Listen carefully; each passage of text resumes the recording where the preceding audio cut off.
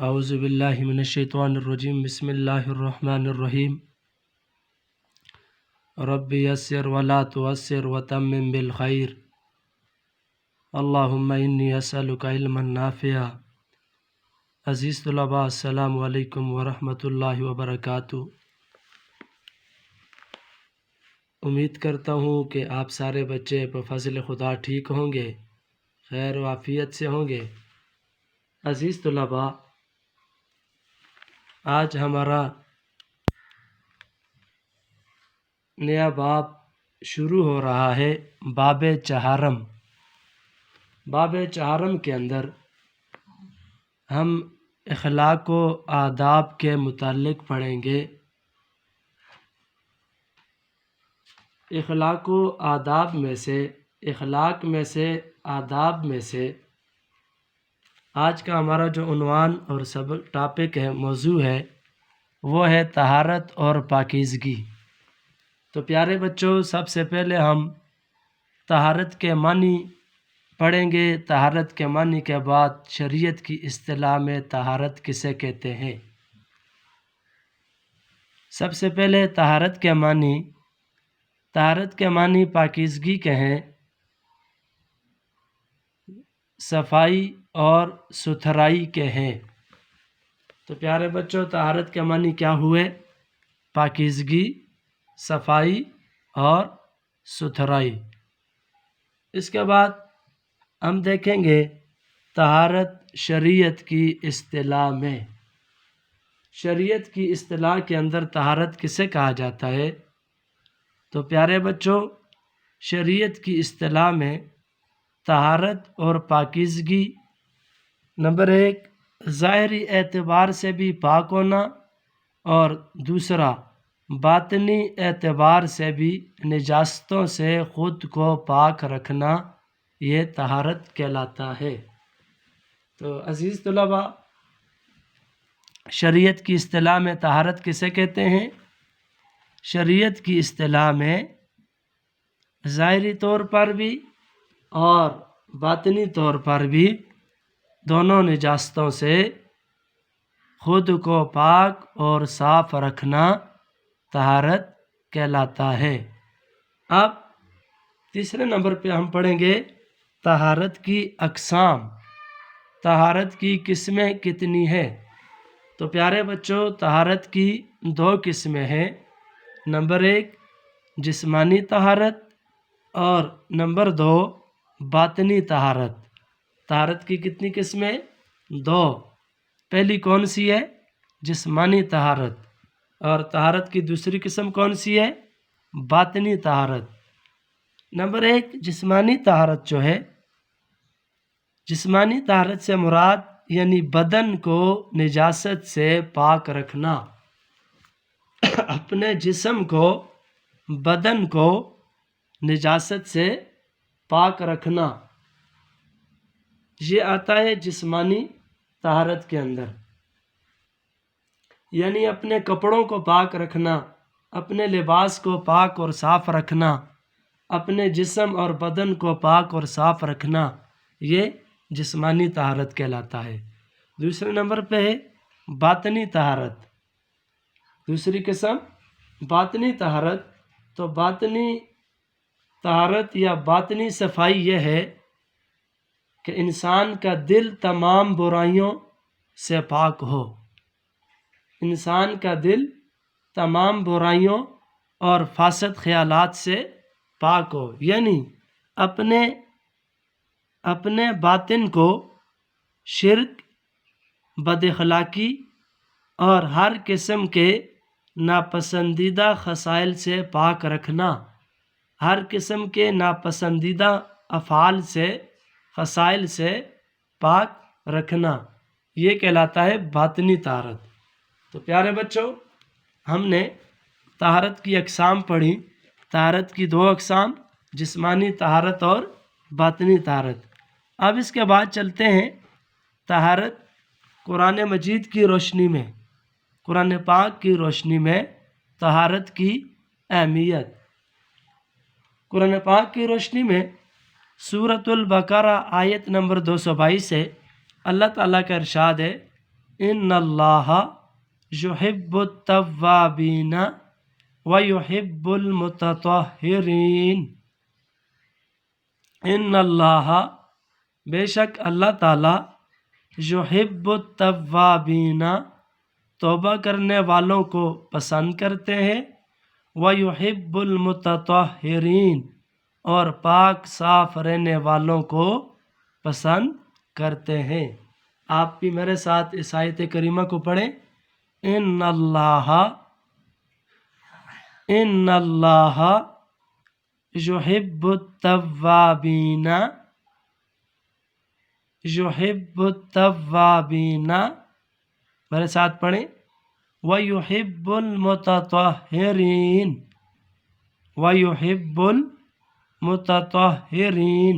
اب اس آیت کریمہ کا ترجمہ دیکھیں۔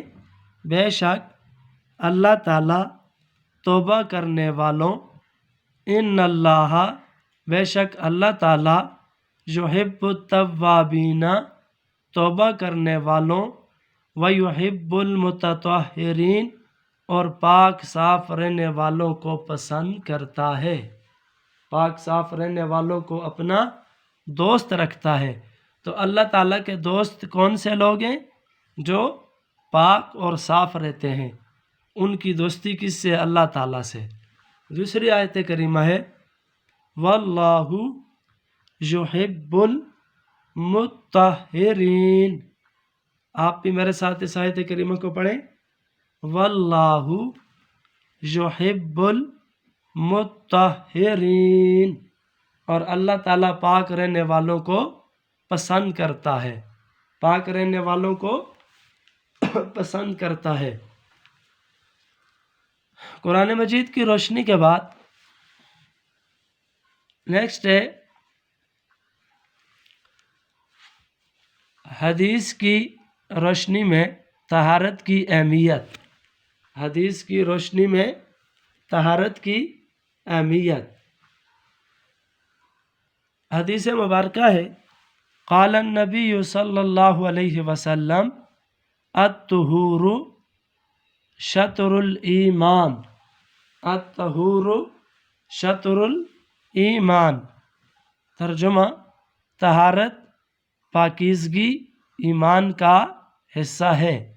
طہارت یعنی پاکیزگی، پاک صاف ہونا، یہ ایمان کا حصہ ہے۔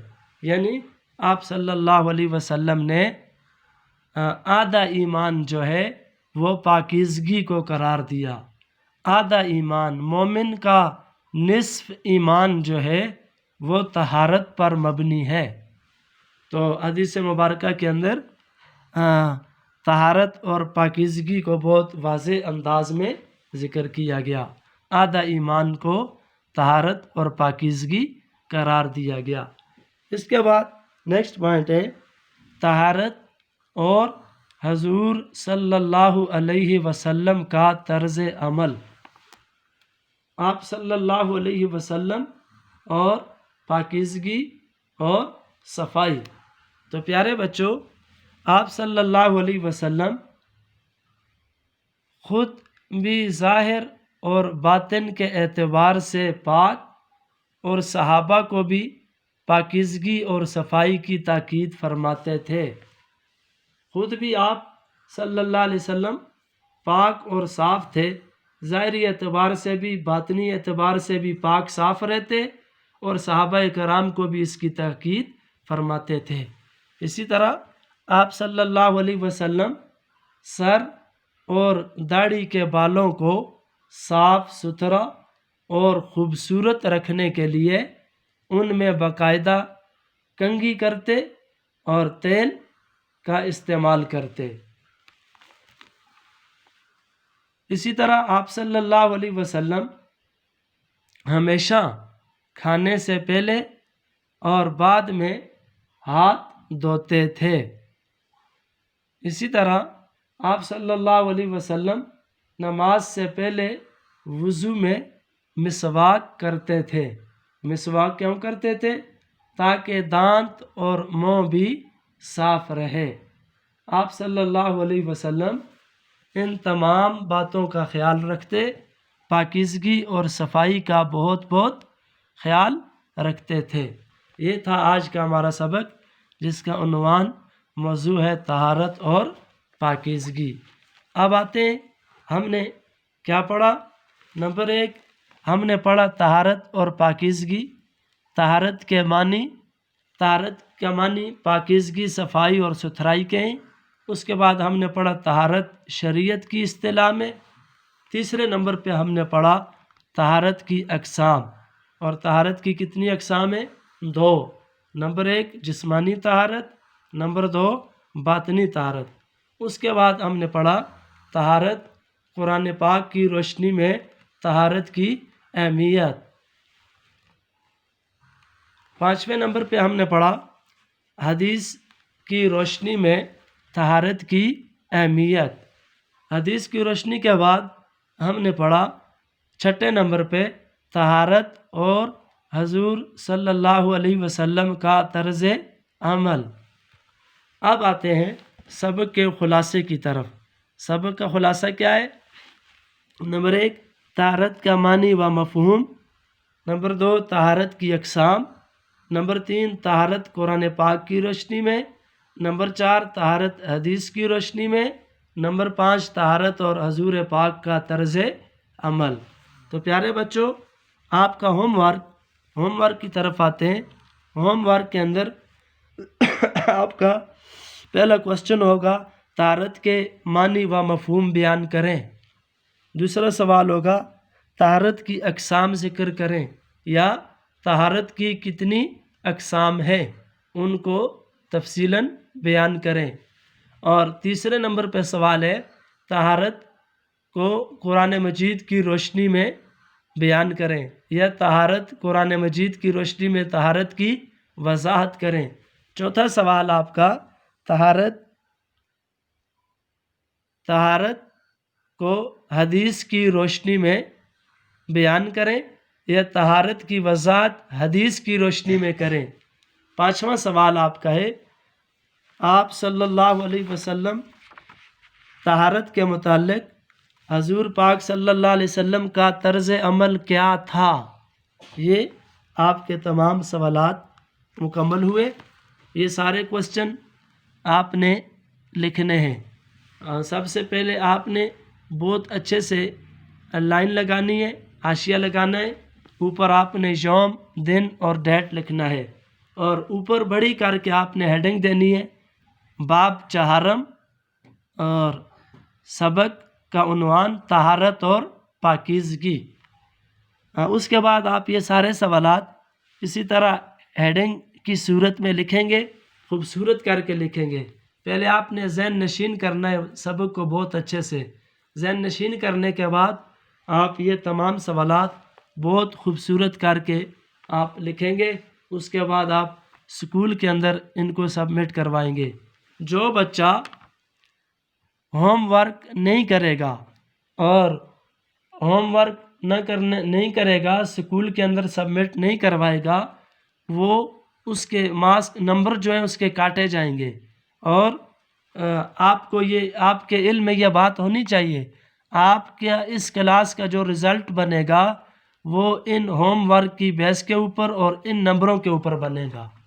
تو لہٰذا پیارے بچوں، آپ نے روزانہ کا لیکچر آن لائن جو بھی ہوم ورک آپ کو روزانہ کی بیس پہ ملتا ہے وہ آپ نے روزانہ کی بیس پہ کرنا ہے، بہت خوبصورت سے کرنا ہے، بہت اچھے سے آپ نے لکھ کے اسکول کے اندر سبمٹ کروانا ہے۔